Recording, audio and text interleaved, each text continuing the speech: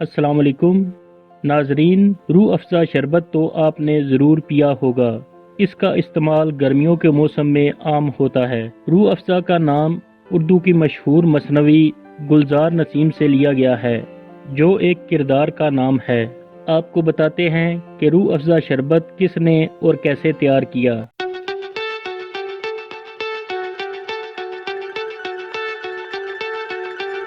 ناظرین، روح افزا کی ایجاد کا سہرا حکیم عبد المجید صاحب کے سر جاتا ہے، جو کہ حافظ قرآن بھی تھے، اس لیے ان کو حافظ عبد المجید بھی کہا جاتا ہے۔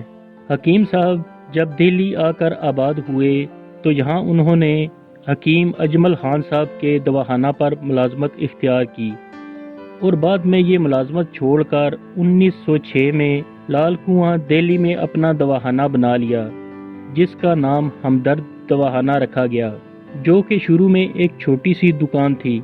ان کے دواخانے میں ان کے ساتھ حکیم حسن خان بھی کام کرتے تھے، جو کہ دوا بنانے کے ماہر تھے اور ایک اچھے حکیم بھی تھے۔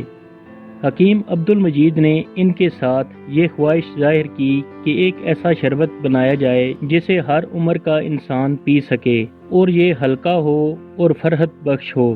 اور پھر بہت محنت کے بعد ایک شربت کا نسخہ تیار کیا گیا، جس میں جڑی بوٹیوں میں حرفہ، منقہ، کاسنی، نیلوفر، گاؤ زبان، ہرا دھنیا، پھلوں میں سنترا، اناناس، تربوز، سبزیوں میں گاجر، پالک، پودینہ، ہرا کدو، گلاب، کیوڑا، لیموں، نارنگی، سلاد پتا اور خوشبو کے لیے سندل کا استعمال کیا گیا۔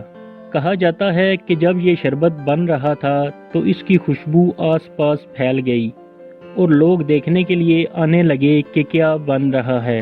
جب یہ شربت بن کر تیار ہوا تو اس کا نام روح افزا رکھا گیا۔ وقت کے ساتھ ساتھ اس کی مانگ میں اضافہ ہوتا گیا اور آج یہ دنیا کے مشہور مشروب میں سے ایک ہے۔